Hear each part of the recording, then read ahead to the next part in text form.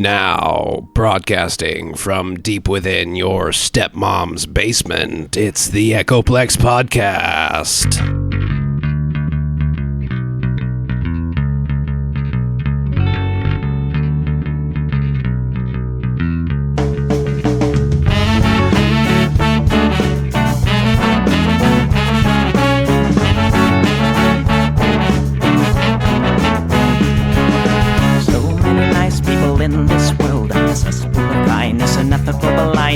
So please excuse my sarcastic tone. I'm a bit underwhelmed by the sample shown.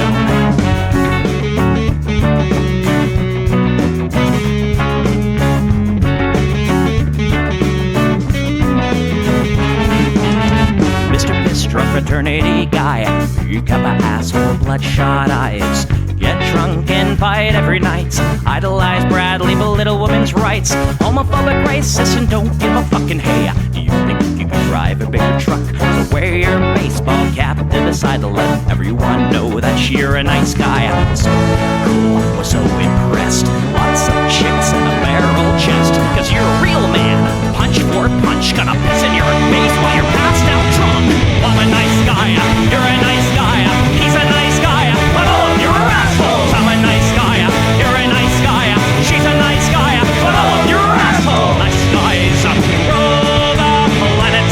Oh, I just can't understand it. Conquer divine by deception and lies. Social Darwinism and an overdose of pride. Fuck off, jerk off. I don't wanna hear it. Fuck off, jerk off. Read into the lyrics, cause everybody gets their just desserts. As long as you remember that nice guys finished first.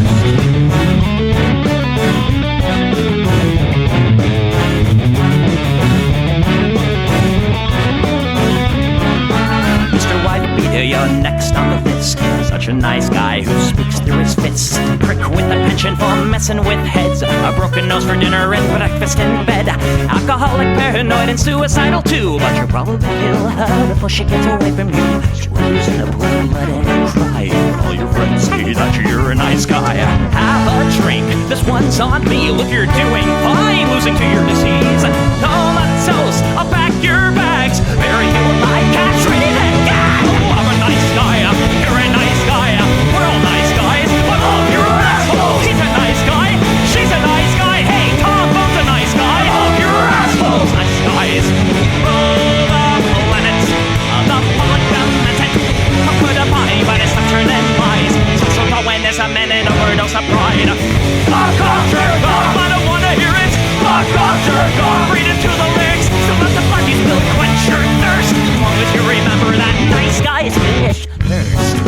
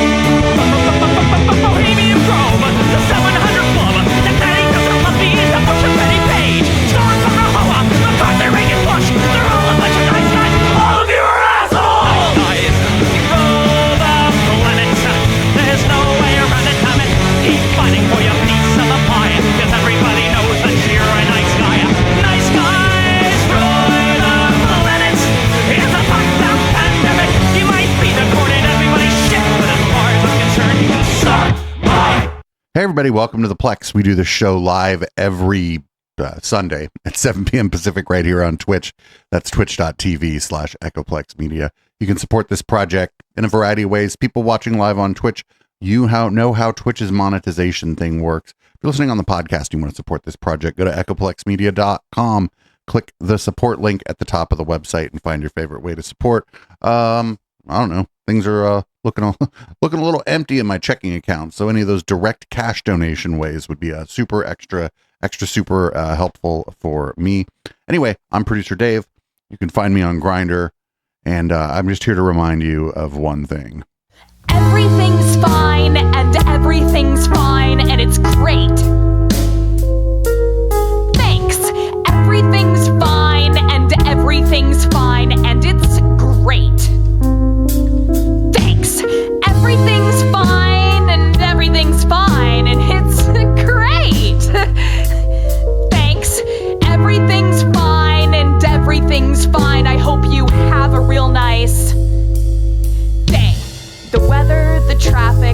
time and the news. How's your commute? What do you do? Sorry I'm late, I kept hitting snooze. It's just one of those days. You know what they say. It is what it is. Ignorance is bliss. When it rains, it pours. Couldn't ask for more. What goes around comes around, all in good time. I guess that your guess is as good as mine. Everything's fine and everything's fine and it's great. Thanks. Everything's fine and everything's fine and it's great. Thanks. Everything's fine and everything's fine and it's great. Thanks. Everything's fine and everything's fine. I hope you have a real nice day. Everything's fine and everything's fine and it's great. Thanks. Everything's fine and everything's fine and it's great. Thanks. Everything's fine and everything's fine and it's great. Thanks. Everything's fine and everything's fine. I hope you have a real nice day. All right, everyone. We're going to start off with your periodic reminder that bigotry against anyone actually hurts everyone.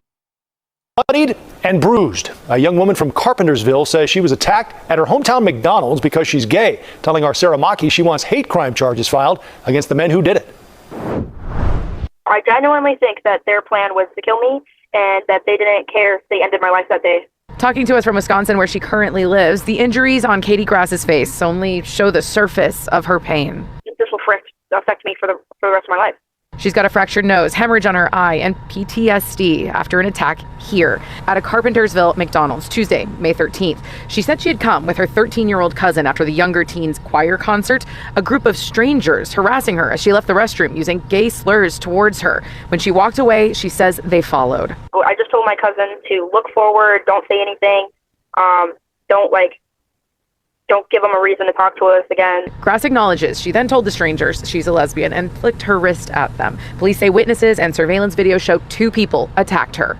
I went to the ground to protect my body more, but at some point I lost consciousness that I don't remember them stomping on my head at all. Police tell us they've arrested 19-year-old John Comrade and a 17-year-old male juvenile on several charges, including great bodily harm, though the state's attorney declined to issue hate crime charges, something Green wants. How it started was because I'm a lesbian, just because I walked into the women's bathroom and I looked the way I looked. The Kane County State's Attorney's Office tells me more charges could be possible, while Green worries about the long-term effects for herself and for her younger cousin. It really upsets me, but now I feel like I planted this fear inside of her head that she can no longer stand up for herself because something more like this will always happen. And I don't want to be a symbol of fear. Kane County prosecutors tell us this case is due back in court next Tuesday, though Comrade has been given over to DuPage County officials because he faces charges there on an unrelated case. Well. So what's missing from this is, I think, if I was guessing, I think that those people thought that a homegirl was, as they would say, using the wrong bathroom. I think that they thought that this was a trans person. I'm guessing, but I don't know. But again, like, it all just fucking, the trans panic and stuff, it now spilled over onto this lesbian. And I wonder if any of these LGB accounts are going to say anything about this. Probably not, because those are, I call them digital gay face. I don't think a lot of those LGB accounts are LG or B. I think it's digital gay face in a lot of cases. So, up next, this was bound to start happening. Protect your communities, folks.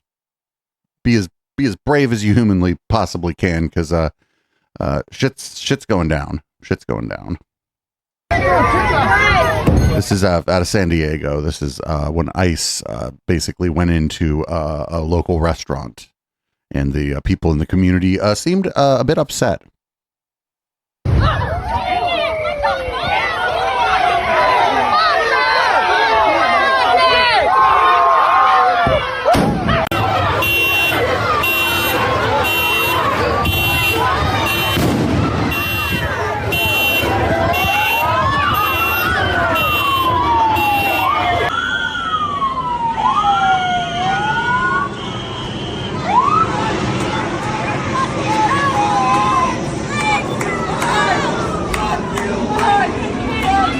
So anybody listening on the podcast version of this, obviously can't see what's going on. It appears that ICE and I don't know what HSI is, Homeland Security, I suppose, raided a restaurant in South Park, San Diego today and used flashbangs and smoke grenades against members of the community.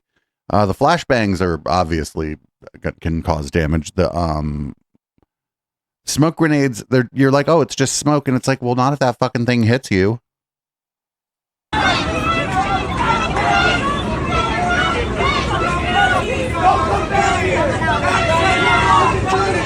Also, I'm not sure smoke grenade isn't a euphemism here for tear gas, but I don't know.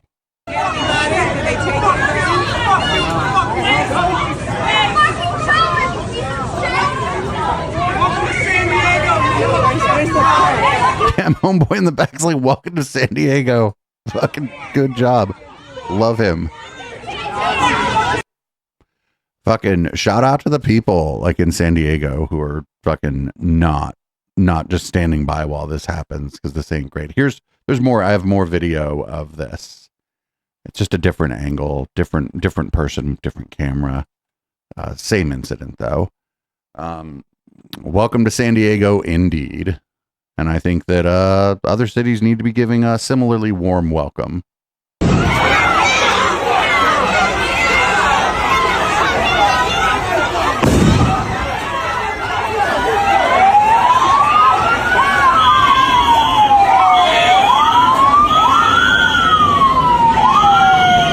As an old lady, it looked like standing in front of one of the fucking ICE cars and shit too.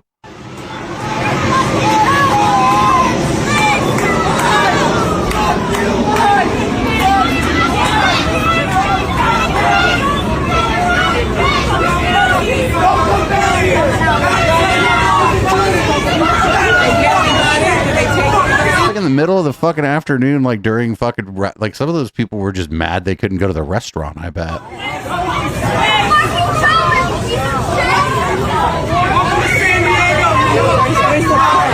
Welcome to San Diego, you little bitch. Oh my god. Who is that guy?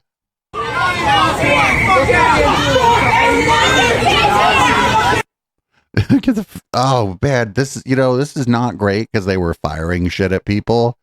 They're gonna, it was less than lethal rounds, but these sort of less than lethal rounds they talk about, they've hit people in the head and fucking killed them. So this is not, this isn't funny, this isn't great, but this is what is going to happen if this continues. We're going to see more and more cities, and I think that they're picking their cities kind of carefully, right? Like I think for example, they pick San Diego, maybe not downtown Los Angeles, San Francisco is becoming much more conservative and less activism oriented. And San Jose's mayor is Mayor Ed 209, who's probably fully in support of all this, but they didn't come to know Oakland, right? I don't know if they've been to Portland, but I think they might be avoiding a place like Portland because there's a lot of community activism in Portland. So, we'll see how this shakes out. I mean, they haven't, ain't seen none of them in no Baltimore, no Detroit. We'll see. We'll see them in places like Miami, Tampa. Probably won't see them right away in any of the big cities in the South. Like, I'm thinking like Tuscaloosa, they're probably not going to show up in. Any of the cities where there's basically cities with a lot of black people, I don't think they're going to show up in. San Diego is pretty white, but those people were pissed. And that looked kind of like a smart part of town. Do you know what I'm talking about? That looked kind of like the part of town where you go, oh, I don't know if we should be going to dinner in this neighborhood. It looks expensive. So that's a good sign. That's a good fucking sign. Up next, no, don't worry about that because we got a president who's demanding answers, everybody. The president demanding answers. And he's demanding answers. And one of the things he is going to continue to push for answers on is who the heck was running the country over the past 4 years. And you just talked about it in your monologue, and I'm glad to hear it, because this is truly the greatest political scandal our country has ever seen. We had unelected, radical left White House staffers who nobody knew their names running the most powerful country in the history of the world. And the Democrat Party was in a complete alliance to cover it up. And the mainstream media was right along with them. They were asking Joe Biden what his favorite ice cream was, rather than asking him whether or not he was suited to run the country. And so, But that's what the election's for. we need answers on what took place over the past 4 years, because look at the consequences of having these unelected radical left-wing staffers in the West Wing running the country. We had a... Wait, what were those consequences? Everything was like fucking normal. Is that what they mean? It was fucking normie time. They weren't into normie time. This is hella normie time under Joe Biden, as much as that is possible, at least, as much as that's possible during a global pandemic. It was fucking hella normie time. There was no radical left fucking policy people in there. And fucking Goldman Sachs and shit was up in there. What are they talking about? Up next, Trump only pardons the best people, everyone. I don't know if you knew that. Pardoning the best people, the best. You wouldn't believe how good some of the people he's pardoning are, like this guy. It took a rural Virginia jury in the heart of Trump country just 2 hours to convict former Sheriff Scott Jenkins, a longtime vocal Trump supporter, of federal bribery and fraud charges in December for accepting tens of thousands of dollars in cash in exchange for badges for wealthy businessmen. Prosecutors argued some of the... Whoa. That's like some kind of amazing. That's some kind of really crazy. He's like, oh, you got to... Great. I'm going to deputize you. Here's your gun and your badge. Thanks for the check. You got a bunch of fucking vigilante rich people running around out there. That's not good. I mean, the police are generally an unsafe set of organizations anyway. This just makes it worse.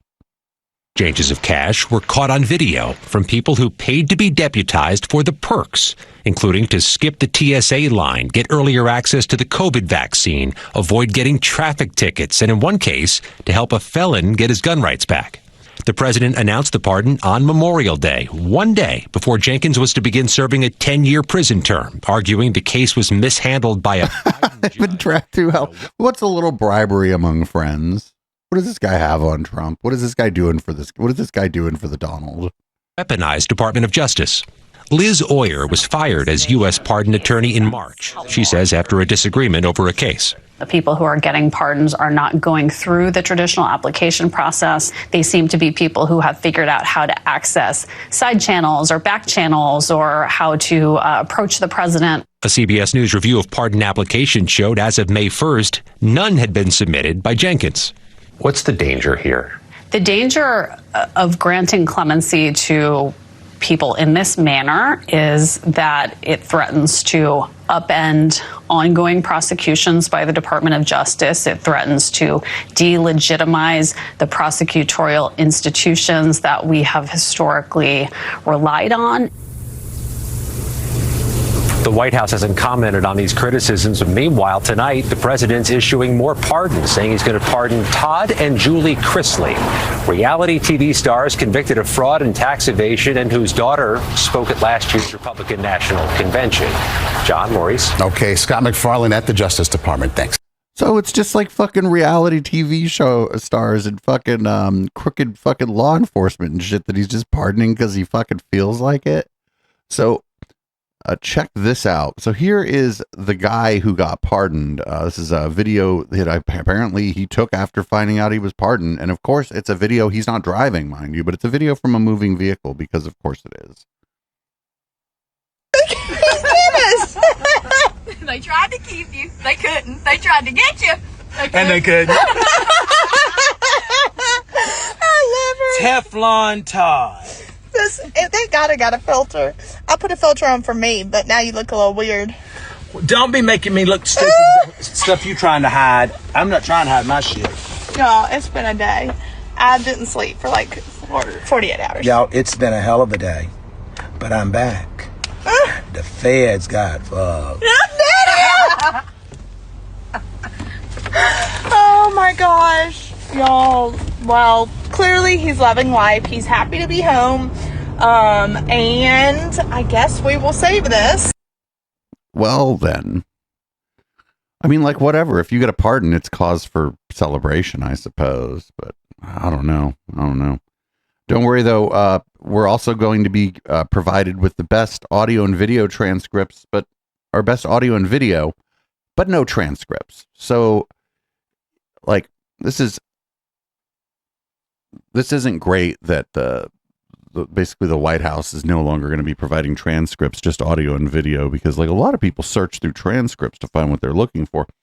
There are tools you can download audio and video and it'll generate a transcript, but then now there's no official transcript. And I think the reason for this is so you can go, no, I didn't say that. What are you talking about? I didn't say that. It provides a hurdle, or it gives a hurdle for people trying to search through stuff. But more to the point, you can go, I didn't say that. There ain't no transcript of that.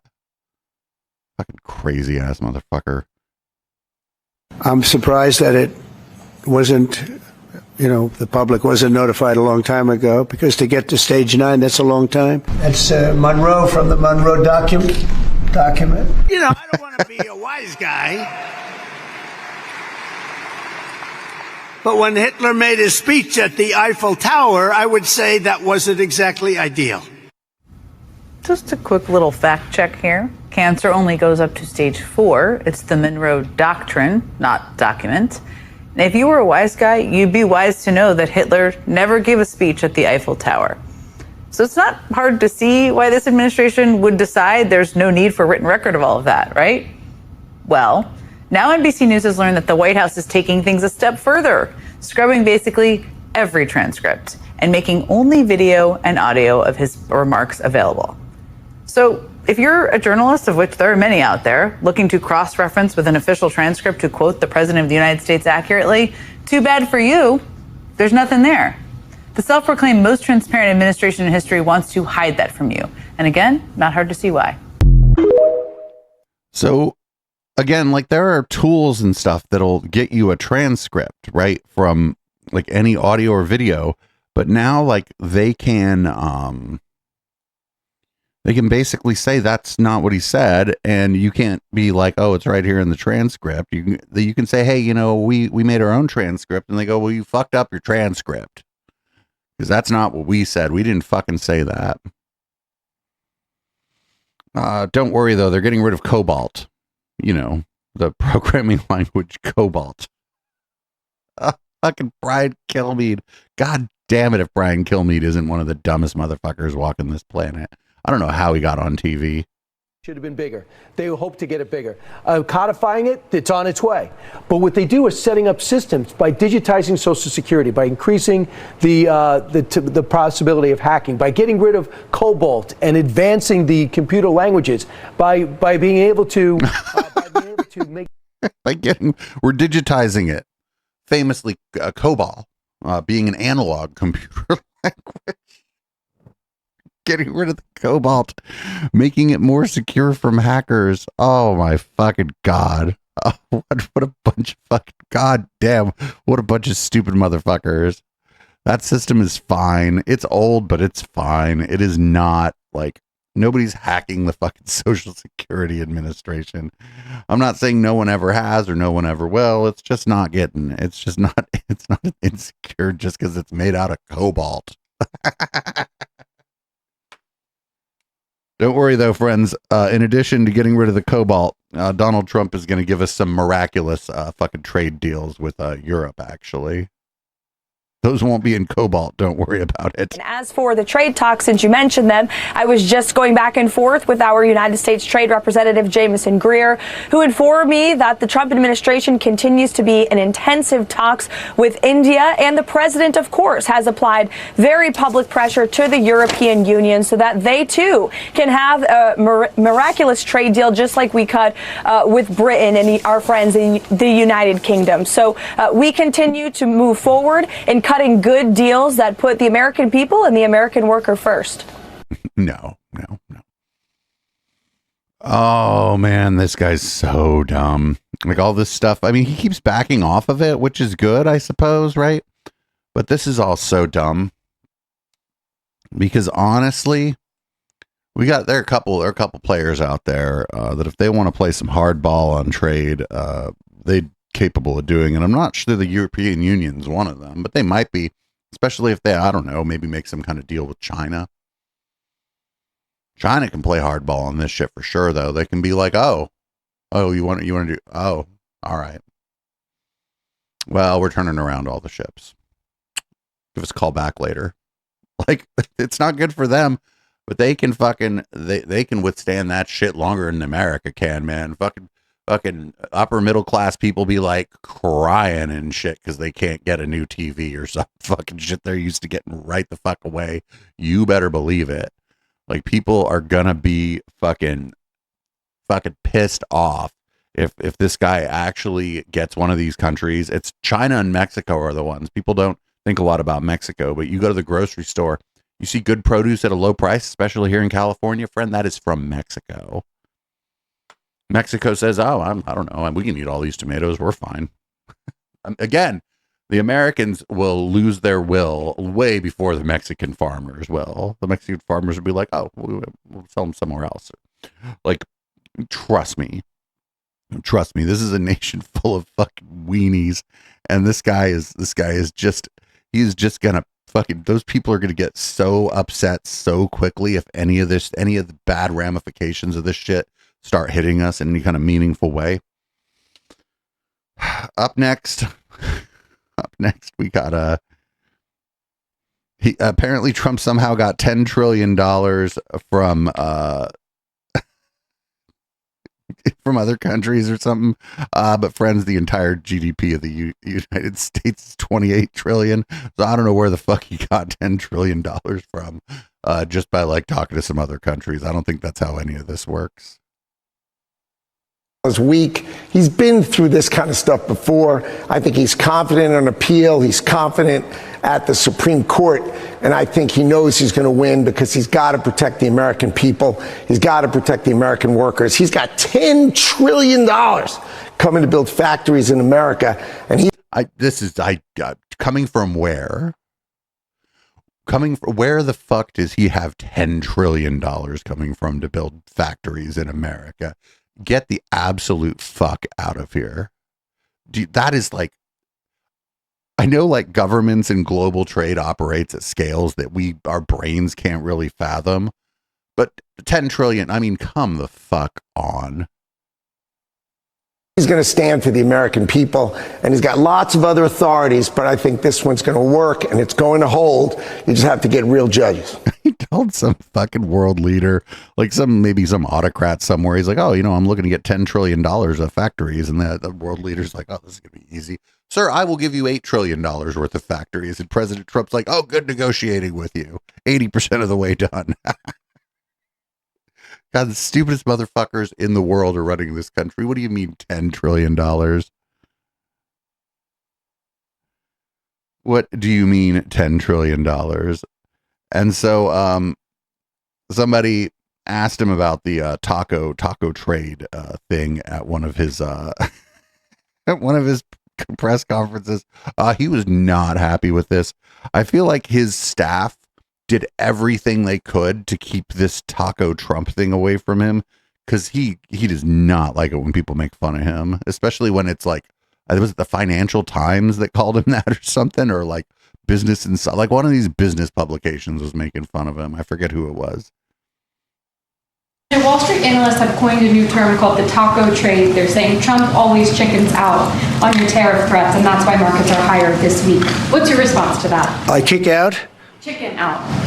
Oh, isn't that nice? Chicken out. I've never heard that. You mean because I reduced China from 145% that I set down to 100 and then down to another number? And I said you have to open up your whole country. And because I gave the European Union a 50% tax tariff, and they called up and they said, please, let's meet right now. Please, let's meet right now.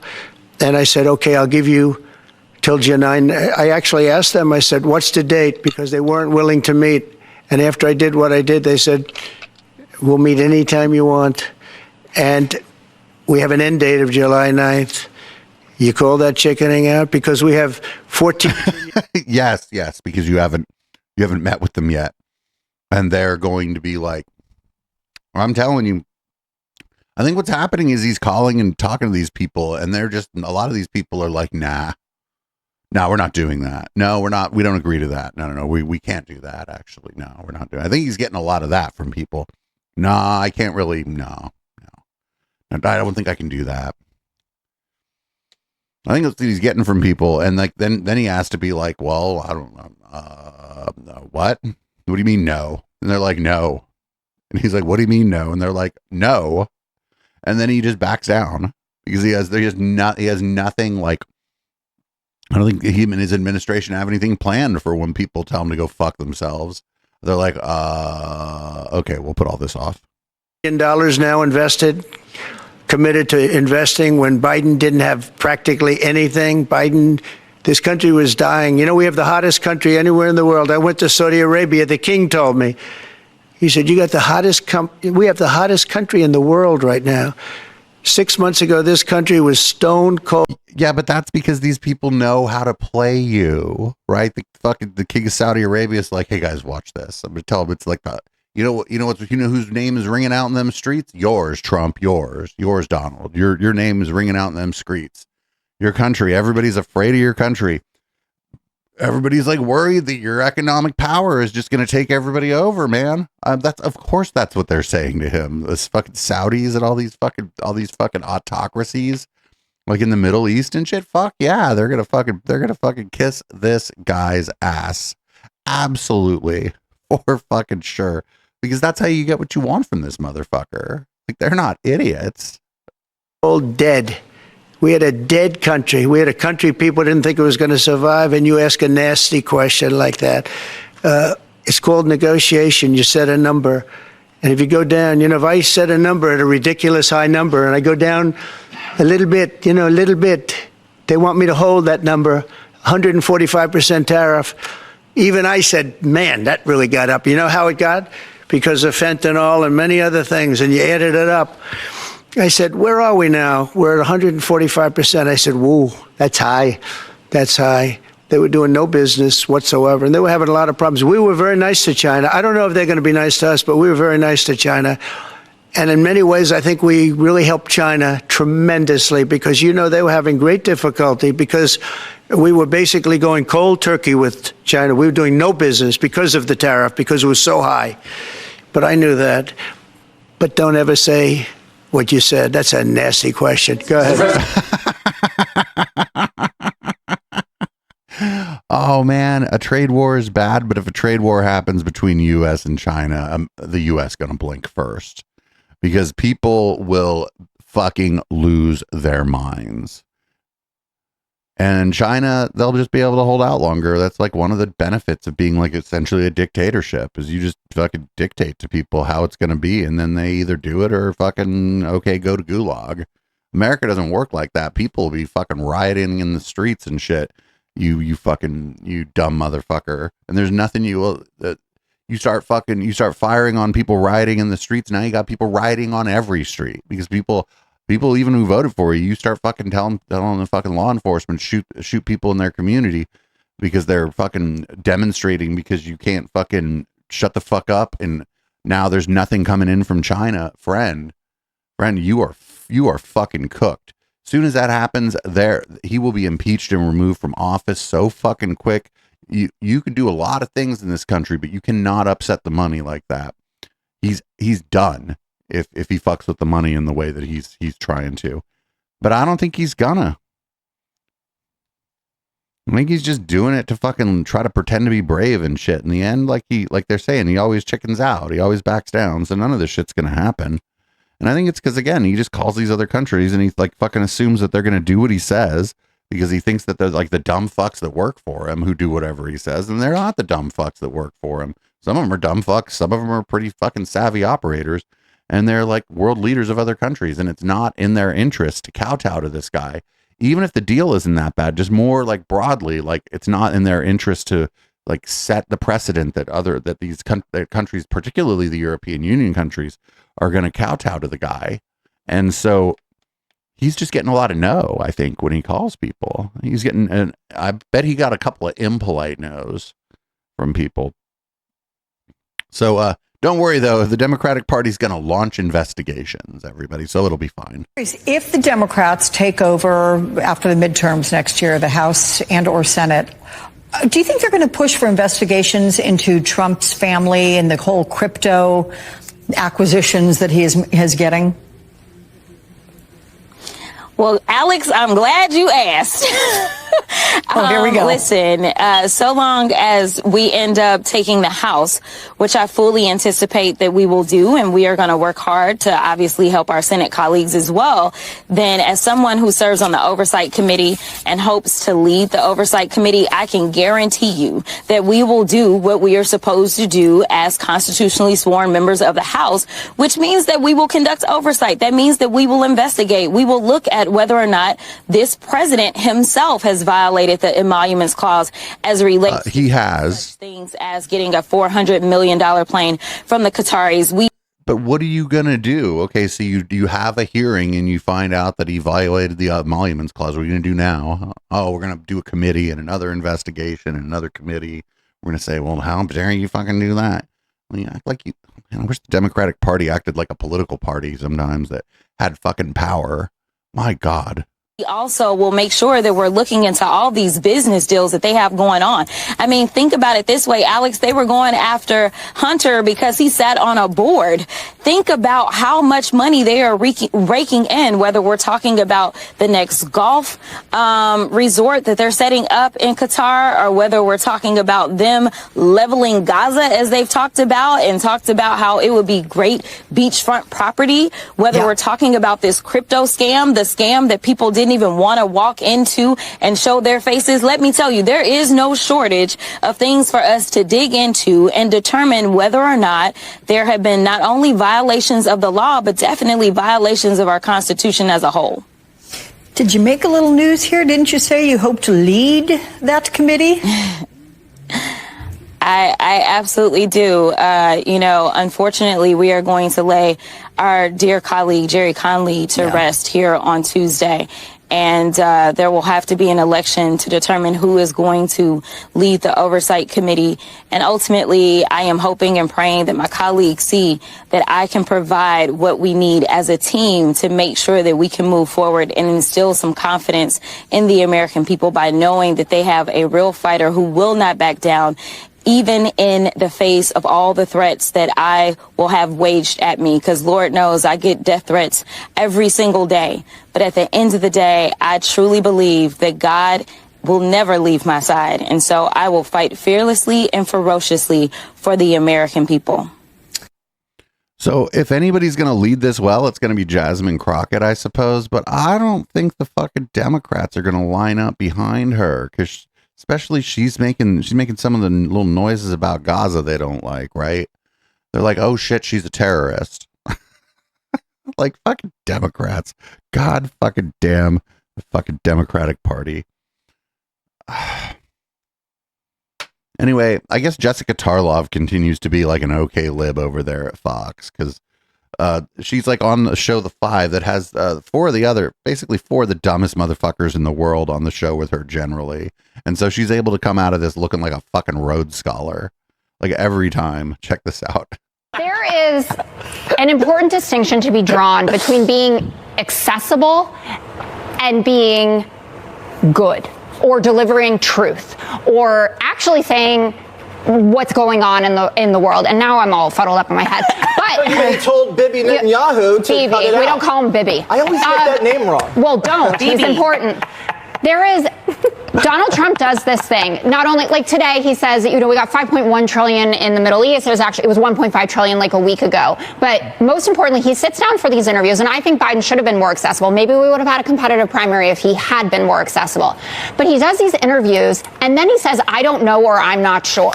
Like, Kristen Welker asked him, do you need to uphold the Constitution? I don't know. Ask a lawyer. Are you sending migrants to Libya? I don't know. Ask Homeland Security. You just announced a new nominee for Surgeon General who didn't graduate from med school. Why? Bobby likes her. I don't know her. You have the power to bring back Abrego Garcia. I don't make that decision. Lawyers do. You were arguing on behalf of him right now. No, I'm not. I'm saying that is what the criticism is of him. He may be. I mean, Gutfeld might be right here, is that people that are like ride or die for Trump love that shit. front of you, but that doesn't mean that he's not spewing utter BS. But you know what? I got to. But they love that shit. I mean, fucking good for her for like trying to fight the good fight there against the fucking goddamn morons and racists and fucking scumbags on the 5. But I think that fucking, you know, you don't gotta hand it to Gutfeld, but I think he was right. I think that's what the fucking, like, the ride or die Trump people really like. And I'm not sure that contingent of people is getting smaller necessarily.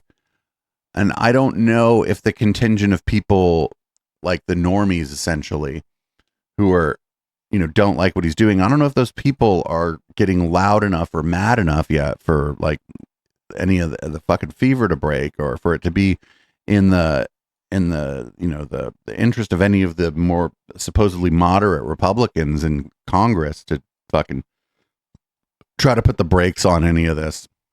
So anyway, here's the Press Secretary Leavitt again, talking about what kind of people America needs and why I guess they don't come from Harvard. I guess, I don't know. They're fucking mad at Harvard. And the president is more interested in giving that taxpayer money to trade schools, in programs, in state schools, where they are promoting American values, but most importantly, educating the next generation based on skills that we need in our economy and our society. Apprenticeships, electricians, plumbers. We need more of those in our country and less LGBTQ graduate majors from Harvard University. And that's what this administration's position is. And we also are not going to tolerate the illegal, criminal, anti-Semitic behavior that we saw take place at Harvard and many other college campuses across the country. Illegal, criminal, illegal and criminal, criminal and illegal, criminal and anti-Semitic. Now, homegirl, those were just protests. That's protected by the First Amendment. And, you know, some people may think that some of the things that are studied in the humanities are silly, but like a place like Harvard gives you pretty well-rounded education. You don't end up like with a lot of math and science, but you get some math and science, you get some history, you get a pretty well-rounded education there. You're not just learning about queer studies if you're a queer studies major, but also like the humanities are important. If you don't have the humanities, you end up with fucking like economic leaders like Zuckerberg and Elon Musk and like all the fucking tech bros because they don't learn anything about humans in the humanities. So they like don't know how to interact with humans, and then humans don't like them. So up next we got the FDA Commissioner Makary talking about but basically talking about the VAERS system and how the FDA needs to look into the claims made by people who said that they or their loved ones were injured by vaccines. We talked about the risk calculation that young kids didn't need it. They didn't suffer from COVID.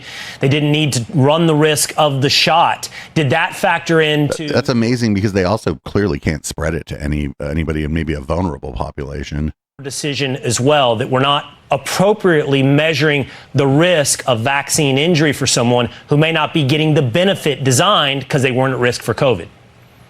Well, as you know, Will, hundreds of thousands of Americans have claimed that they have been injured by the COVID vaccine. And so we've got to listen. It takes a lot of time to do a proper analysis that hasn't been done to date, and it's got to go into the factored into the equation. Now, the recommendation was really based on the voice of many doctors across the country who have said, look at the rest of the world, look at Europe, and look at where we are. We need a more science-based, evidence-based approach.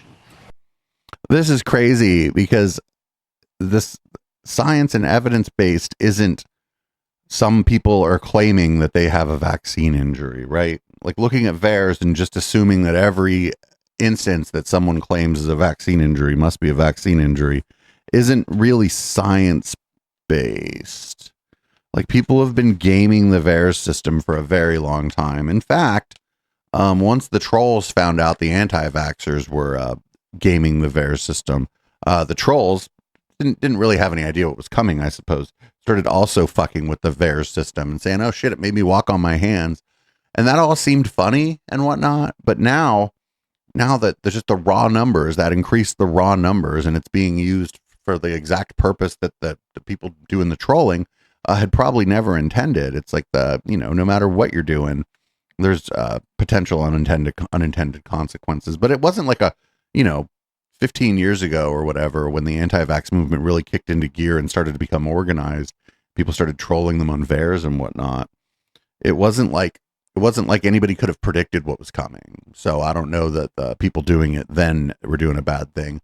But I think once COVID had kicked off, I think people trolling the VAERS thing, saying that the vaccine gave them the gay and shit, I think that actually did do harm. And I think that was a bad move. But what are you going to do? You control the trolls? I don't think so. So up next, we got Linda McMahon. She's the education secretary. Check this out. And yet my tax dollars are going for about $9 billion right now. I understand a lot of that is for research, good research, by the way. And universities should continue to be able to do research as long as they're abiding by the laws and are in sync, I think, with the administration and what the administration is trying to accomplish. Wait, why should the university research centers be in sync with what the fucking president wants? That's crazy, right? That's not what scientific research is. It isn't research what the president says. That's that's dictatorship shit. But primarily abiding by the laws. And when we looked at different aspects of what Harvard was doing relative to anti-Semitism on its campuses, they were not enforcing Title VI the way it should be. And we had conversations with President Garber. Isn't she talking about Title IX? Or is Title IX specifically for sex discrimination? And I expected that we would have more, but Harvard's answer was a lawsuit, so that's where we find ourselves, right now. But it is, I think the president is looking at this as, okay, how can we really make our point? And what are the things that Harvard and other universities are doing that we have to call attention to? So Harvard is not a government university. That's a private university. Wouldn't their ethos say that the government needs to stay out of their business? I mean, of course, these people are all just liars, right? They'll talk about the rights of private property or private entities when it suits them, but when it doesn't suit them, they're like, it's un-American, they're anti-Semitic. There's just fucking protests, man. Students protesting. That's it. Up next, we got Dan Bongino on Fox and Friends complaining that he has to, now that he's a member of the administration, complaining that I guess they expect him to go to work, whereas back in the day, he just sat in his fucking home studio and lied to you on Rumble. I mean, I gave up everything for this. I mean, my wife is struggling. I'm not a victim. I'm not Jim Comey. It's fine. I did this and I'm proud I did it. But if you think we're there for tea and crumpets, well, I mean, Cash is there all day. We share it. Our offices are linked. He turns on the faucet. I hear it. He's there he gets in at 6 o'clock in the morning. He doesn't leave till 7 at night. I'm in there at 7:30 in the morning. He uses the gym. I work out in my apartment. But I stare at these four walls all day in D.C., by myself, divorced from my wife. Not divorced, but separated, divorced. And it's hard. I mean, we love each other, and it's hard to be apart. But you're doing some great work. You're straightening out the FBI. You're moving buildings. There's a lot of change. I got one more thing. We're moving buildings. There's a lot of change. Brian Kilmeade is so fucking stupid. Oh, you're doing the great work of the FBI. You're moving some buildings, and it's great. It's great. You're doing great work. What the fuck, dude? Brian Kilmeade. Brian Kilmeade needs to get fired. Here's Kash Patel, who was just mentioned, and apparently because of that image on the beach of 8647, now he can't investigate the child trafficking rings. And that's just a bonus. Do you know how many copycats we've had to investigate as a result of that beachside venture from the former director? Is that right? Do you know how many agents I've had to take offline from chasing down child sex predators, fentanyl traffickers, terrorists? Because everywhere across this country, people are popping up on social media and think that a threat to the life of the President of the United States is a joke and they can do it because he did it. That's what. Wait, 86 is get out of here. 86 doesn't kill a motherfucker. If you get 86 from a bar, they don't kill you. right? You got to do some shit. The bartender 86s you. That means you are not coming back, maybe ever, but possibly 6 months, a year. They don't mean kill them. That's not what that means. Get out of here. 86 means you are no longer welcome here. To deal with every single day. And that's what I'm having to pull my agents and analysts off, because he thought it was funny to go out there and make a political statement. The 8640. It just means get out of here. I know there's like several different meanings, I suppose, like Chad is saying, but it generally means get out of here. You're not welcome here. You got to go. But so what? This guy isn't pulling agents off of other work, or if he is, it's hell dumb. He's hell dumb because it's just somebody made it a seashells thing that said 86 fucking 47. Oh no. So here's Peter Navarro versus of all places, Fox Business. This ought to be good. I've never seen Fox Business go after any of these people, actually. Let's see what happens here. It's Peter Navarro, who I thought, for some reason, I thought he had died, but here he is on Fox Business. But could you explain the administration's justification quickly, if you could, and the legality of economic emergency invocation here on Bratz dolls and Wayfair furniture and Lululemon yoga pants? That's going to be a hard sell to a court, that those are economic emergencies that deserve tariffs. Okay, so let's take the fentanyl issue first. I said Lululemon and Wayfair. You Shout out to her. She's like, I wasn't talking about fentanyl. She's like, why are you putting tariffs on my workout pants? Want to do the reciprocal tariffs? Yes. Yeah. Well, look. They're specks in grains of sand in a sea of a $1.3 trillion trade deficit, and they are retail outlets that go to China and benefit. So grains of sand aren't in the sea; they're on the beach. From their 7 deadly sins of job destruction, whether it's the currency manipulation, the counterfeiting, the piracy, the subsidies, and everything. Piracy. And the emergency is $1.3 trillion a year going abroad, $18 trillion of American wealth so far transferred into foreign hands, and millions of jobs lost, hundreds of thousands of factories gone. That's the emergency. And the American people understand this. Okay. Main Street understands this. Wall Street is in denial about this, and this rogue court apparently doesn't think that having Main Street America dying from fentanyl and not having jobs is an emergency. We think it is, and it damn well is. Peter, thank you very much. She was like, but what about my fucking yoga pants? She's like, now they're $130 instead of $105. Not that anybody should be buying $100 fucking yoga pants, but it's gonna, like I said, this shit's gonna hit like the idle rich pretty hard. Like they're gonna get fucking pissed.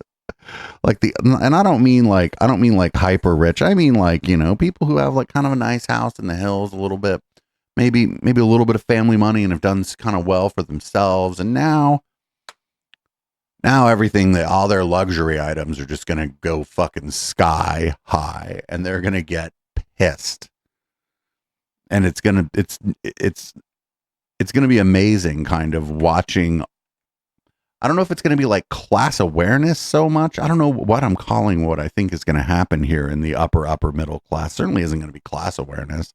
They're near the top of the layer cake, but they're going to realize real quick that all this shit that they thought was only going to affect poor people is going to affect them too. They're going to be able to weather it better, but they're going to get way more mad, right? They're going to be way more upset because they're like, why is that? What do you mean? We were going to buy a boat.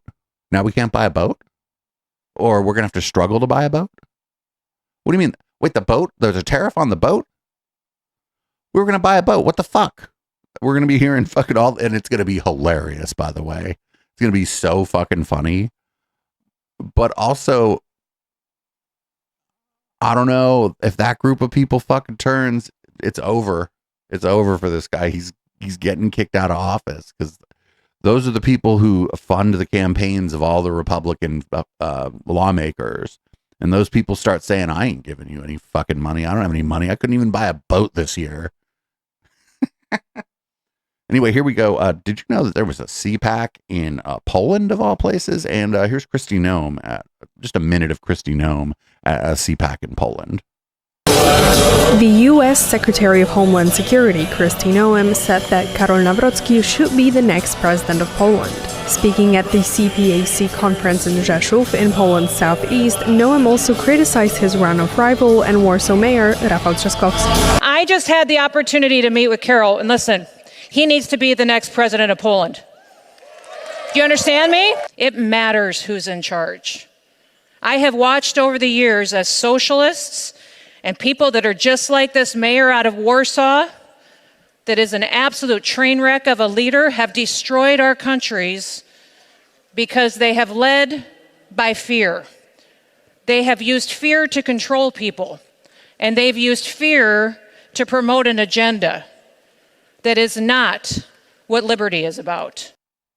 Oh, get the fuck out of here. I don't think there's a lot of, most people in the know seem to think that the Warsaw mayor has a really good chance of winning.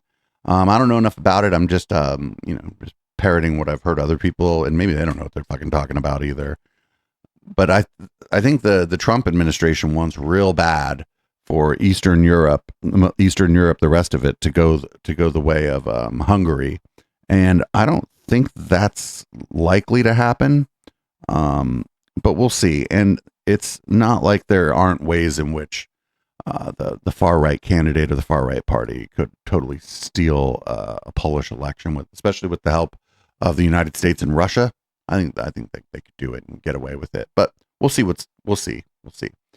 So here's Jake Tapper. Apparently he wrote a book. I didn't know that. He wrote a book that's supposedly exposing the Biden administration for, I think he's exposing that Joe Biden was old. I think that's what the book's about, is that he was old. I think the book was about Joe Biden being old, but I'm not sure. Anyway, here he is on Piers Morgan saying that this was worse than fucking Watergate. Joe Biden is not Richard Nixon. The hiding and the cover-up of his deterioration is not Watergate. I'm not entirely sure I agree, Jake, with that conclusion. I'm not entirely sure. The next line is it is an entirely separate scandal. It is a scandal. Yes. It is without question, and maybe even worse than Watergate in some ways. Right. Because Richard Nixon was in control of his faculties when he wasn't drinking. In some ways it's worse because Richard Nixon, when he wasn't drunk, was in control of his faculties. Oh my fucking God. We're gonna watch Jake Tapper go fucking chud this year. It's gonna be something. So here's more of Kash Patel. There's a bombshell about January 6th coming from Kash Patel. There. And as promised with my congressional partners, I'm working with Congress on constitutional oversight because that's what the American people deserve. And those documentations have been flowing to Congress nonstop on a rolling basis since that interview. But more importantly, people have had questions about January 6th and whether or not there were FBI sources, not agents, sources on the ground during January 6th. And I told you I would get you the definitive. FBI source just means anybody who told. Right. Anybody who fucking told on it.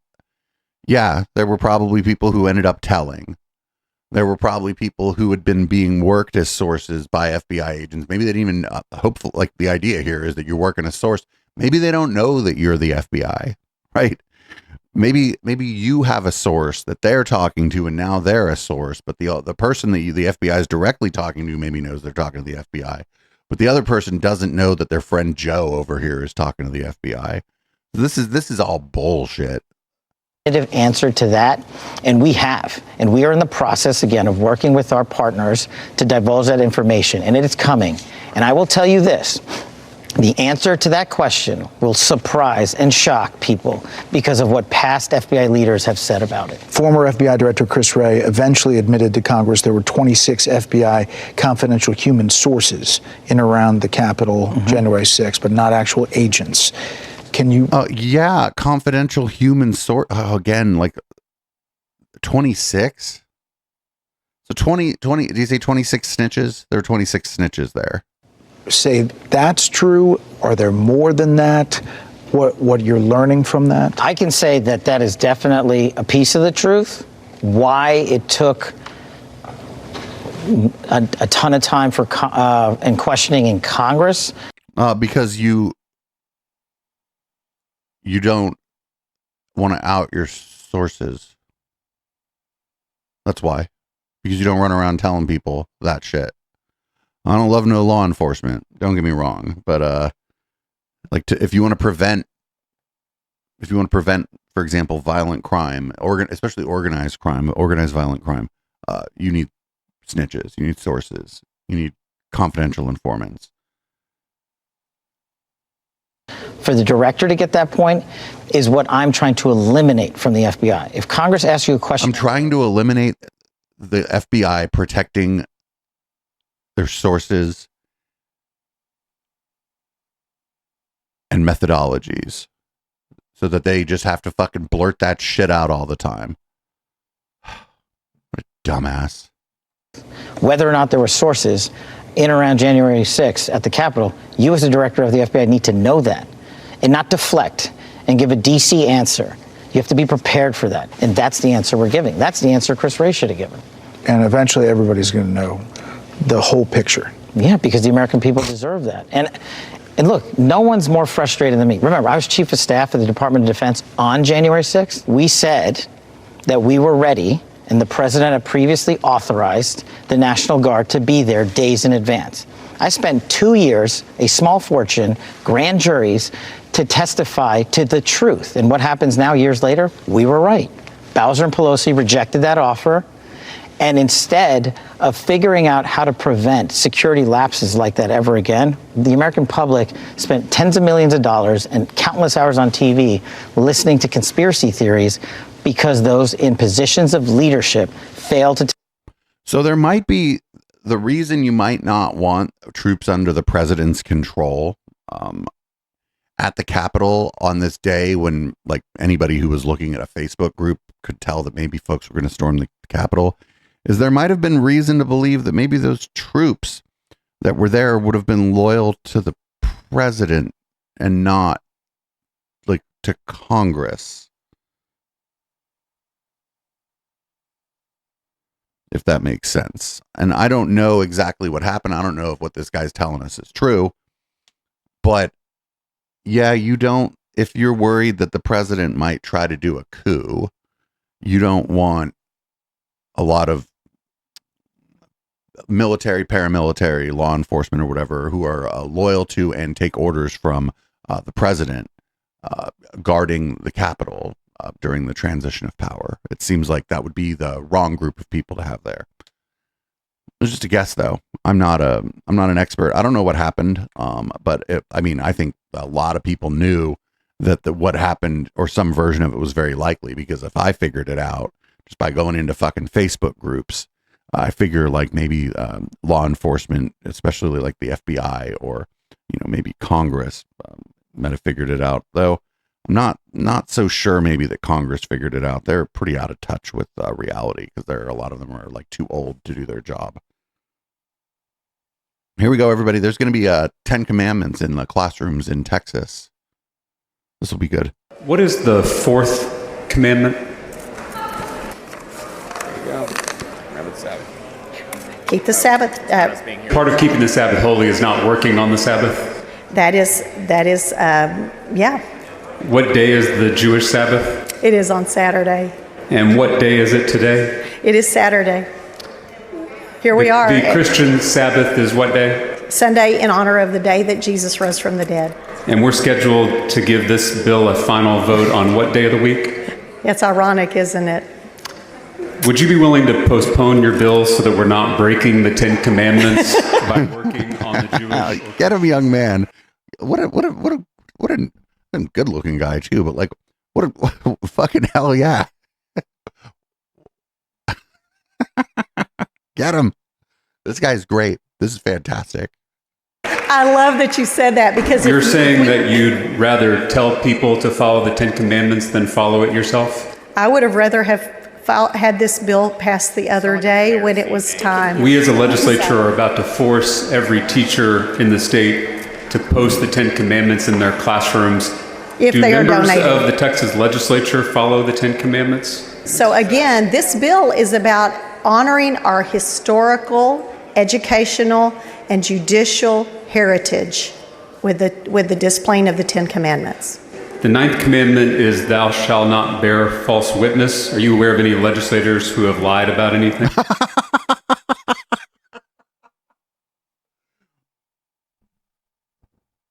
Yep. That is, you know, there might be one coming up in a minute if you keep talking. We'll see. The 7th commandment is thou shalt not commit adultery. Yes.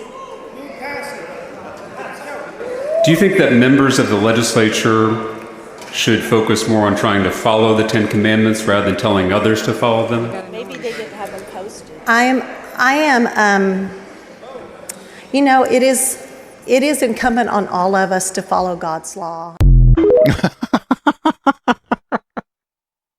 Oh, that lady, man, that it doesn't matter, right? That's just like us watching that is just like liberal cope, right? Like, because this thing's gonna fucking pass. They're gonna put this shit in the schools, and I don't think it matters. I don't think the fucking students are gonna go read that shit every day. But it's because obviously it's like the creep of like Christian nationalism as government policy. This is just, it's more symbolic, but it's still part of the problem, obviously. You know, it's not great. I think that even the current Supreme Court might actually strike it down. The Texas Supreme Court may fucking strike it down for all we know.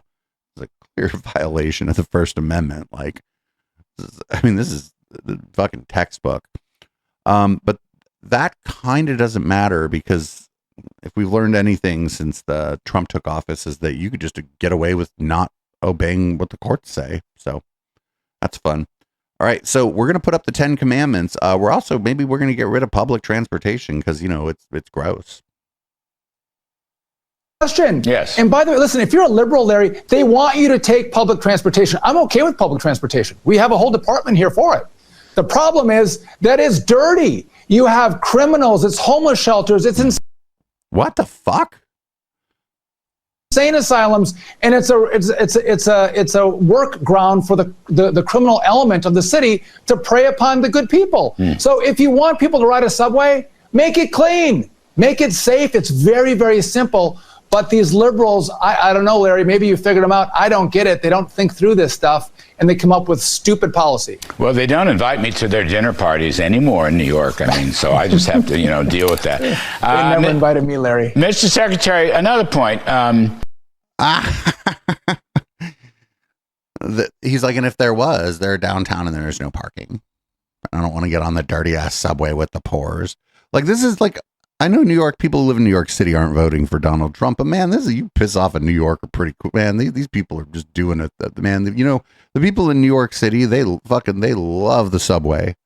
You know why they love the subway? Is because it's mostly on time, it's fast, and it's how you get around New York City. There's no other city in the U.S. like that, actually. In that this is just how you get around. Even in San Francisco, especially Los Angeles. Even Chicago, a lot of people drive. But New York City, boy howdy, do they love that subway. And I got to tell you, ain't nobody in the world that hates Donald Trump like a New Yorker, like a proper 5 boroughs New Yorker. Ain't nobody. Maybe some of the bridge and tunnel people don't hate him as much, but the fucking people in that fucking city center, man, those motherfuckers, ain't nobody hate Donald Trump like one of those people. Construction worker, oh God, fucking hates Donald Trump. So up next, we don't talk a whole lot about Gaza. It's just other people are doing a great job on it, but I saw this, and I just want to remind everybody who's watching this, you don't look away. Don't look away. Don't forget about it. Don't pretend it's not happening. Just because I'm not covering it all the time doesn't mean that I don't care. Don't look away. Here's some of what's happening there just this last week. is a Middle East analyst who served as a Middle East advisor to the Pentagon. How is this different? I've tried to sort of follow through with it, the UN versus this one. How is this different? Thank you so much for having me on, Richard, to talk about this. This is different in one very clear and disturbing way. What we're seeing right now is the blatant weaponization of aid against a population that has been starving, that has been besieged, bombarded, and displaced many times over for the better part of 2 years now. So this isn't an accident. This is something that the UN and humanitarian organizations have been warning about ever since it was announced. They said that this was going to be a way of weaponizing aid and a way of putting people in danger rather than getting aid to the people who need it most. Hang on a second. Hang on. Sorry, I hear what you're saying, but that's just restating the problem. Because surely, if this aid mechanism, as it's being described, had been done properly, and obviously it was a failure in the way it was done. If it had been done properly, it would have worked and the aid would have got in. So what's gone wrong here? Is it the mechanism? Why doesn't this work?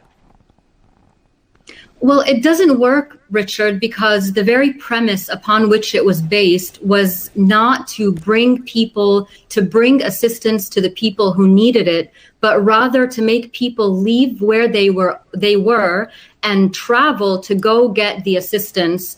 And in doing so, it separates families, it puts people in danger, and it's basically a survival of the fittest in some sort of twisted way. It's not the people who need it who are just going to get it delivered to them. The mechanism that you're talking about, the one that works, is the mechanism that already was in place. The UN had a mechanism and has had a mechanism with which to provide people aid. They receive aid through the border, they take it to their warehouses, and then they distribute it to where people are. So when you're asking me how this plan could have worked better, it was never going to work because it was never going to be bringing assistance to people who needed it. And what's even more disturbing is that the way that it's being used now is that it's cramming people into these distribution areas, basically like cattle surrounded by wire.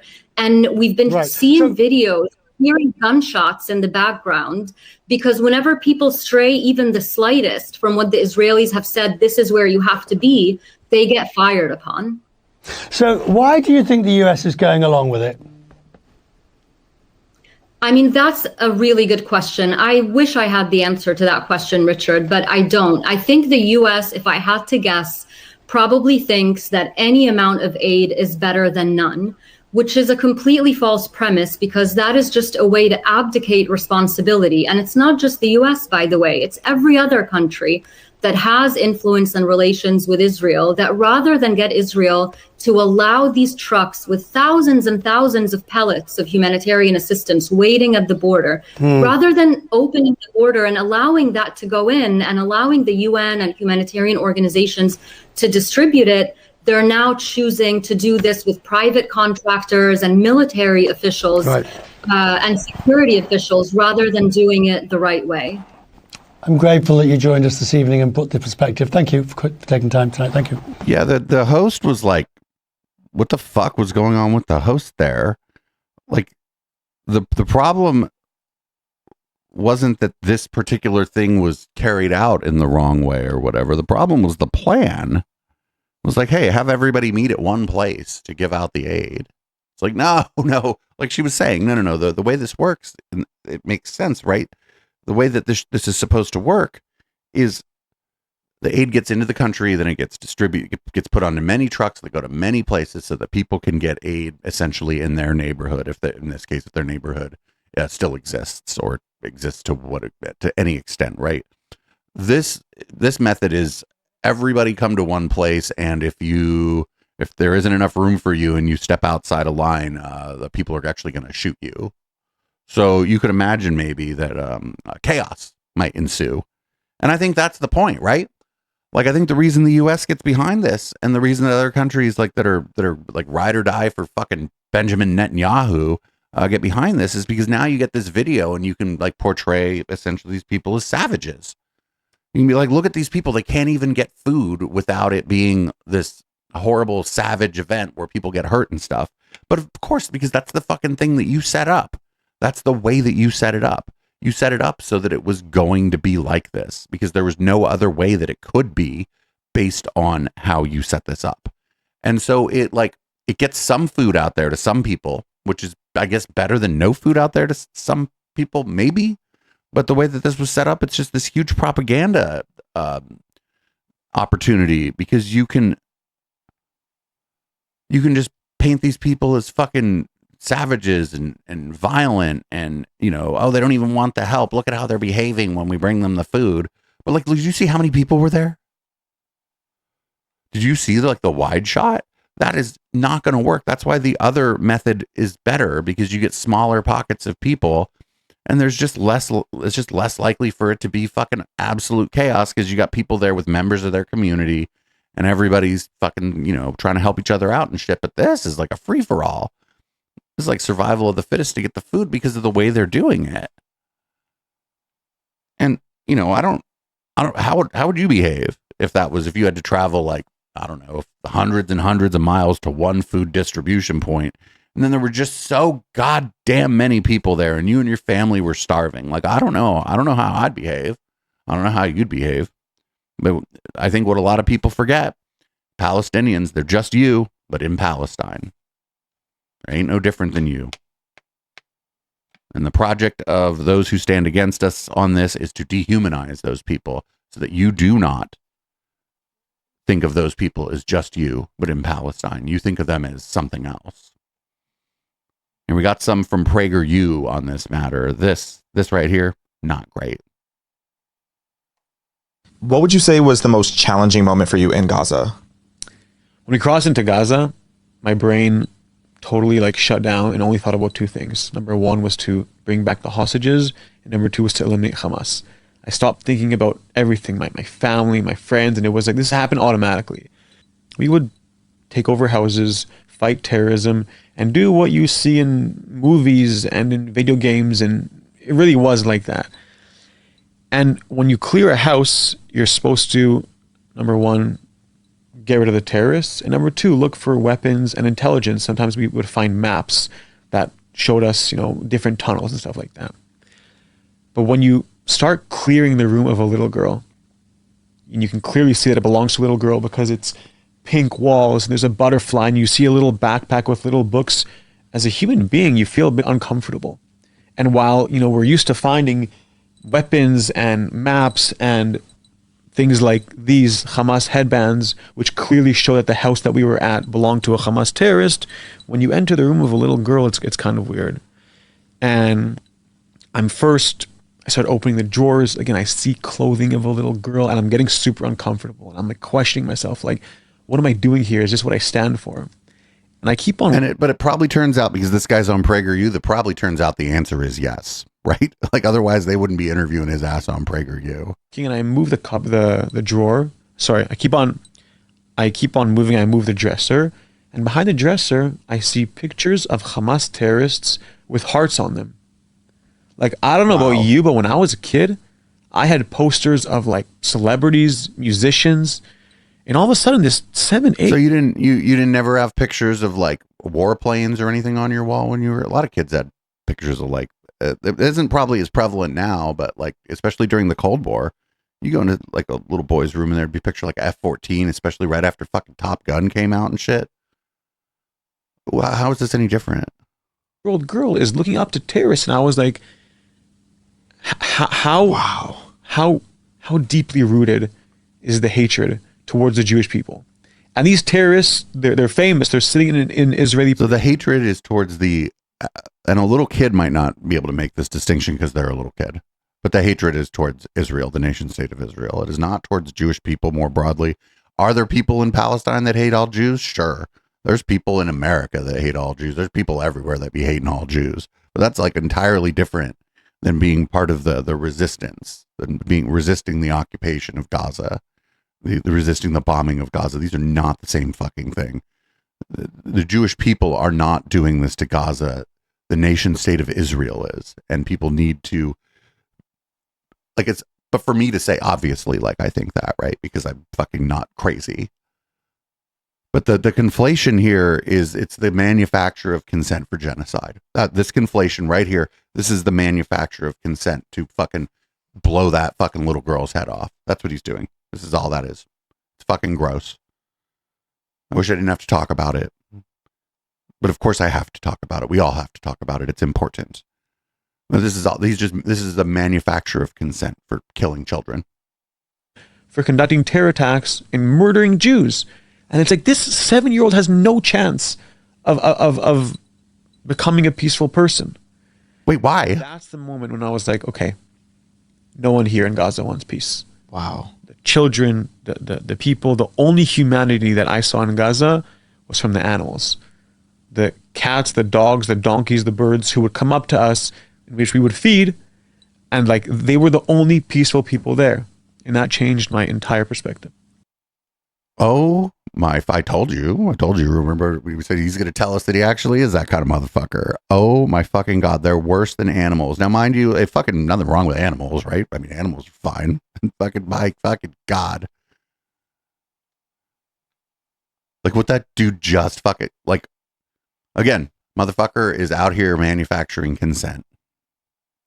Like, I don't know, that man seemed like he cared very much about him until he saw the fucking, the moved a dresser and found a heart around a Palestinian warlord poster or whatever. I don't know. What if homeboy's hot? Like, well, I mean, I don't know. What if he a good looking fucking man? A little girl is like, God damn, would I like to marry a man like that one day? I don't know. I don't know much about Palestinian culture at all. This is crazy town. I'm like at a loss for words anytime we cover this. I just don't know what to say. I don't know what to say. I don't know what I can do. I don't have a big enough audience. And it seems like when you get a big enough audience, if you start talking about this, the powers that be in this country and other countries will try to tear you down. So I guess we're just going to move on. I guess we can't just not finish the show. Although I kind of just want to go to bed now. Did you know that Vivek Ramaswamy is back? And I believe he may be running for governor in Ohio. And did you know that we could get rid of the national debt if everybody's just a billionaire, actually? That'll take care of all our problems. You too can become a billionaire and it'll take care of all of our fucking problems. We got to deal with the actual issue at some point. We're going to have the courage to take on independence from the federal entitlement state. That's what we actually need to be talking about. And I personally believe that everything else ends up being a distraction from the real topic of dealing with this national debt issue. Ask the question of how we're going to start with a generation of Americans who hopefully becomes so wealthy that they don't need the federal entitlement state that Lyndon Johnson. Yeah, just get rich. Get rich. That's the thing is everybody. Friend, I don't know if this guy knows what being rich is, right? If everyone's rich, no one's rich. Like, what the fuck is he talking about? What an absolute, this guy's a stupid motherfucker. This guy's like dumber than Donald Trump. At some point, we're going to have to muster the courage to take that on. Until we do that, I think everything else is mostly a distraction. And one of the things I'm looking to do in Ohio is to set up a model for how we wean ourselves off that entitlement state while creating wealth in the process. Well, I can't wait to watch this guy just get his weird ass handed to him in the fucking primary. Like, Ohio not going to vote for no Democrat or whatever, but they know this guy, like, come on, this guy's a fucking weirdo. Not just a weirdo too, but people are fucking racist, right? And so, like, since people are racist, homeboy's name is Vivek Ramaswamy. I and you wouldn't care if somebody's name was fucking Vivek Ramaswamy. You'd be like, oh shit, this looks like the best person. I can vote for this person. He's not the best person, and his name is Vivek Ramaswamy. So those two things are going to be working against him in a place like Ohio, where people, first of all, are going to see through his bullshit, but secondly, they're already going to have been racist against him in the first place. So I don't think he has much of a chance over there. I don't know. Should have tried Florida, maybe. Anyway, here's Jake Tapper again. He's on the fucking Scott Galloway show. And of course, here he is. He's talking about the problems with men and fucking boys. I'm getting the feeling that Jake Tapper, maybe there's some writing on the wall over at CNN or something, that he is not going to be at CNN very long. Or maybe he is interested in going out on his own and doing like a YouTube thing or whatever. But he seems to be pivoting toward this kind of nasty sort of podcasty. We'll call it nasty podcasty. And he's gonna do the fucking Men and Boys freak show shit. Check this out. I went on a left-leaning podcast that shall remain nameless, and we were talking about my kids because I think they were both people without kids. And they asked me about my son, and I said he was, he's a football player and he wants to be a policeman. And their joke was about my 15-year-old son. Oh, how does he feel about minorities? Like the idea that he wants to be a policeman, therefore he's racist, my son. And that was the big laugh. And then I got dragged in the comments and all that stuff. And I thought to myself, this is why you fuckers are losing elections. 100%. Like my football playing son, who has no political views. Fucking, your dad is Jake Tapper and works at CNN in the news game. By 15, you have some political ideas. He's not 9. By 15, the kid has some political ideas. It would be an indictment of our education system, a pretty broad and fucking horrible indictment of our education system if by 15, nobody had any fucking thoughts about politics. 15, he thinks about World War II and gaming and playing linebacker. Thinks about World War II and gaming, you say. I think he has political views. Uh-oh. World War II obsessed gamer? Uh-oh. That's his world. You're deciding he's a racist because he wants to be a cop. And why does he want to be a cop? He wants to be a cop because he wants to help people. And he thinks that's the best way he can help people. If he really wants that fucking system is going to fucking yeet him out the top of the funnel. If he legitimately wants to be a cop because he thinks he's going to help people, that system is designed to fucking yeet him out of the top of the funnel. And if it doesn't, that system will break down that impulse in him in a week. And that's how the Democratic Party talks to men. Not just white men, but men. And, I get the idea that they thought Tim Walz could, what's the term he used? Code switch or something? He thought that he could translate the Democratic Party values because he hunts and fishes and owns a gun and was in the army and drinks a beer. That wasn't really why people like Tim Walz. He could have not mentioned that he owned a gun or whatever. People like Tim Walz. And I kind of liked him. He actually, since the election, has been pretty surprising. I don't know if people noticed, he's been talking some real since the election. People liked him because he seemed like relatable, like a fucking human being. He seemed like he might be your neighbor. He didn't seem so polished, so focus grouped, so like he came out of a machine, basically. And I know that was all polished and focus grouped, and he did come out of some kind of fucking machine, but he was able to play the fucking part a little bit better. But that's not code switching. These two motherfuckers have never had to code switch a day in their life, and they don't know what the fuck code switching is. And I don't feel like Tim Walz ever had to code switch. As a young gay man, I had to code switch. I know a lot of black people who definitely, they code switch every fucking day. These guys don't know shit about code switching. At least there was an attempt. But I find it just insane. So I don't know what podcast he's talking about. I don't know why he didn't name the podcast. If it's all on the record, I don't know why he wouldn't name the podcast. I also wonder if we listened to the conversation ourselves, if we would get a different impression.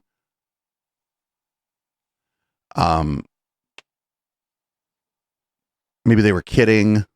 I just don't know. He didn't mention the name of the podcast. And I don't really feel like sitting through listening to some moderate liberal people talking to fucking Jake Tapper or whatever podcast it is. I'll do a lot of things. I'll research a lot of weird shit, but I ain't watching that.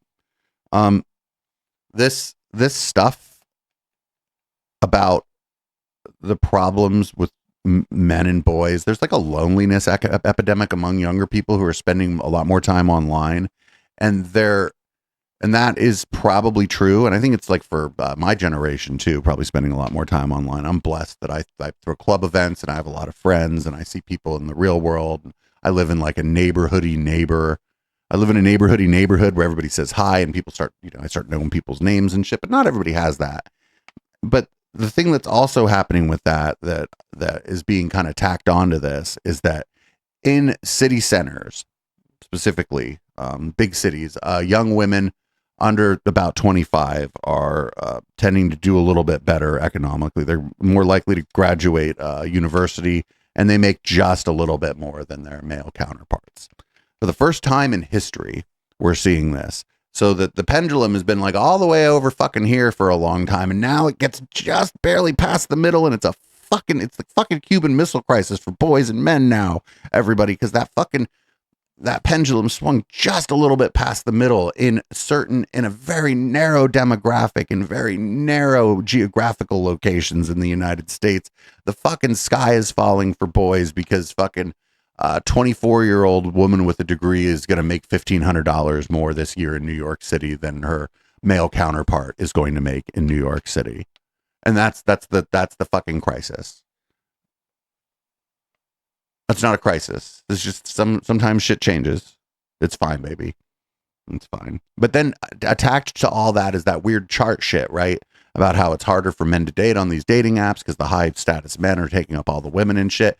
And it all just gets put into this fucking this stew that smells sort of like Gamergate in a way. And it's just fucking, they poured it over our entire society. And so now again, it's just, and now, they think his young World War II obsessed son who plays video games might want to be a cop because he has racial animus. Maybe those podcasters shouldn't have said that shit because you don't know anything about his son. I wouldn't talk shit on his son if he was on my show. I wouldn't. It's inappropriate. But also they may have been working off of information that they have. These podcasters may have been through Gamergate. They may have been through the beginnings of the men's rights movement and how it sort of took over Reddit for a while and how it still like looms large on websites like Reddit. And and I don't know what they said. They may have said it inarticulately, but like, yeah, 15-year-old who plays a lot of video games and is hell of into World War II is like likely to have been exposed to these brofluencer fucking idiots who are telling them that all these supposed problems with men and boys are the fault of bitch feminists and, in some cases like uppity black folks. And I don't know. I don't think they should have said that shit, right? This is fucking, the kid's 15. Leave him alone. Leave Jake Tapper's son alone. Maybe Jake Tapper's son is lovely. Who fucking knows? But I don't know why he couldn't tell Scott Galloway what podcast this was. And this isn't really indicative of why the Democrats aren't getting young men to vote for them. Also, that demographic, even the white ones voted more for Democrats. There was just a slight shift. The young people voted for the Democrats. It was my generation, Gen X, that gave Trump the fucking White House. It wasn't the young people. It was Gen X. We did it. My generation got more conservative. More of Gen X voted for Republicans than ever before. It wasn't the young people. There was just a slight movement in young white men. And it was slight. That's not what happened. Don't worry, we have other tragedies happening. We got a couple more before we go to red light here. I forgot about this guy. Chris Chinchilla. Did you know that this is like the worst thing that could ever happen to somebody? Happened to him. You'll see. It's the worst thing. I hope that he gets therapy for his post-traumatic stress disorder for this. A soccer tournament for my son, and we parked my car, which is a Tesla, and we went and watched the game. And when he and I came back, there was something attached to it that was not there when we had left. It was this. Someone had taped a sign, "Musk is a Nazi," to my car. Now, they obviously had pre-written this, or they have a bunch of them, right? But "Musk is a Nazi" taped to my car. So this is the first time I've experienced the sort of politics of Elon Musk and Tesla, and I wanted to talk a little bit about it because please don't. The journey I have had with this car is in some ways a journey of I think a lot of people have had with politics. Yo, they taped it. He was able to pull the tape off. There's no damage to his car. Like, friend, nothing happened. They taped a thing to your car.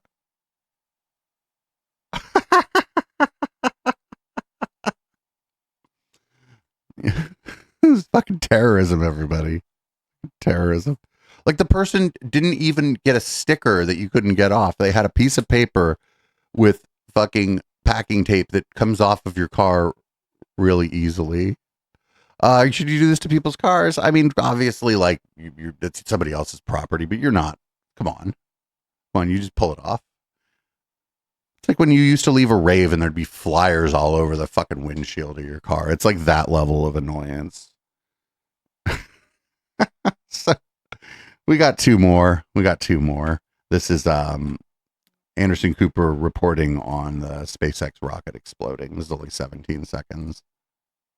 We have some breaking news on the SpaceX launch. I just want to show you, this is a live image of the SpaceX rocket. They have lost control of it in space. It is now rolling, we are told. That is what the image we are seeing. It's not expected to survive re-entry.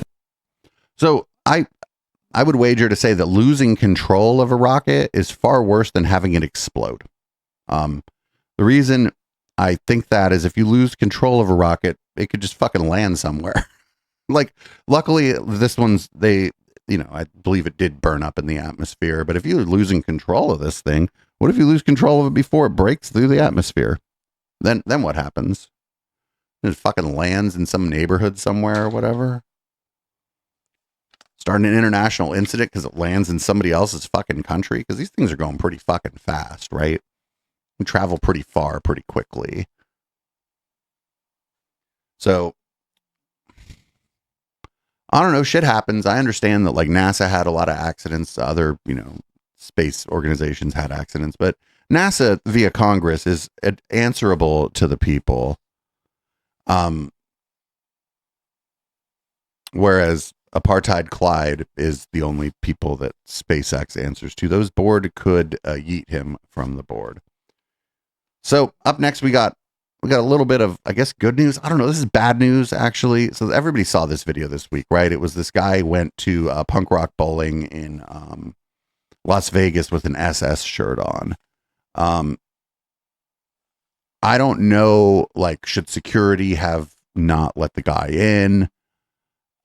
Like, it's bad that this happens in the first place, but then, like, you have to think about, like, how dumb does a single motherfucker, how dumb can one person be? Because this is dumb. Don't do this.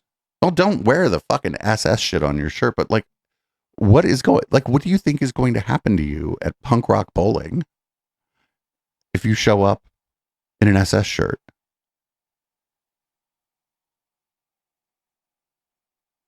This is what's going to happen. And this is very little. It's kind of comical in a way.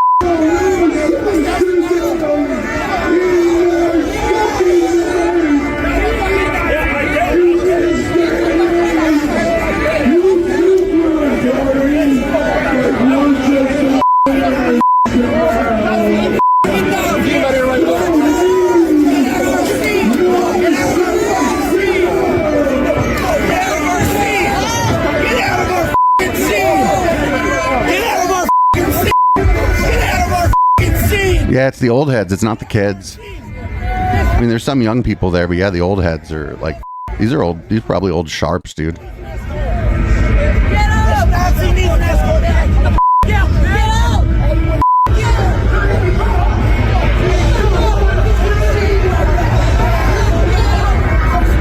at that old head just like guiding him out. He's like, no, this is where the exit is. This is the exit. Get out. This is where the exit is. This is where you need to go.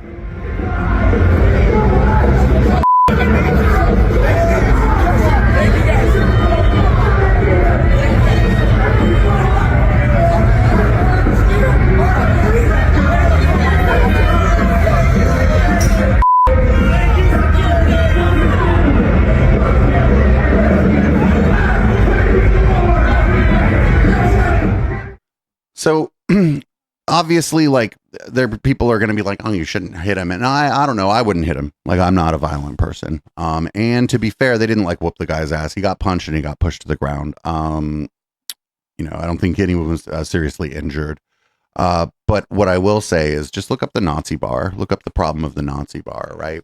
It's a story about a bartender explaining why they immediately got rid of somebody for a tattoo or whatever. It might be an apocryphal story. But the idea is you let a Nazi in, they're going to bring their friends. And now if it's at a bar or whatever, now the Nazis are coming to your bar and it's the Nazi bar and you can't do anything about it once it's the Nazi bar because there's too many of them. So you got to get rid of them as soon as they show up at your events. And that's been the ethos of the punk rock community for a long time. I don't know what the fuck this guy thought he was doing. He was escorted out. Yeah, he got roughed up a little bit. Again, I don't think anybody was seriously injured, which is good. But yeah, if you're like a Nazi punk, maybe try to just dress like everybody else. I don't know what the fuck was going on with that guy. Because did he go there looking for trouble? Because he found it. Did he go there looking to be like a hero of the far right and get on fucking podcasts? That ain't going to happen because that didn't, like, there wasn't like massive violence there, right? There's no, oh, look how violent the left is here. No, they fucking, one guy punched him and another guy shoved him to the ground. And then an old head, like, said, you're leaving now, and escorted him out of the event when I guess security wouldn't. And so I don't know. I guess as cooler heads prevailed, it seems like. And, you know, I don't know. I wasn't there. I love fucking punk rock music, but that ain't my scene. And good for them for getting rid of that guy. And honestly, good that cooler heads prevailed and there wasn't like a massive, you know, like some kind of like high violence event that could have been used as propaganda by the likes of PragerU or Charlie Kirk or whatever. But Nazi punks, fuck off. Do not let Nazis into your events. I don't care if it's a punk rock event, you have a jazz night, a bingo, a fucking trivia night. Don't let Nazis into your event. If you know that somebody's a Nazi and you've never met them, it's because they're wearing like a Nazi shirt or something. Get them out of there. If you don't want to do it yourself, if you're doing this at like a nightclub, a bar, an event, I think the staff would be happy to escort these people. I don't think the staff of any nightclub or any event wants to have Nazis at their event. Entertainment is generally anti-fascist. So that's the podcast portion of the show. Thanks everybody for hanging out.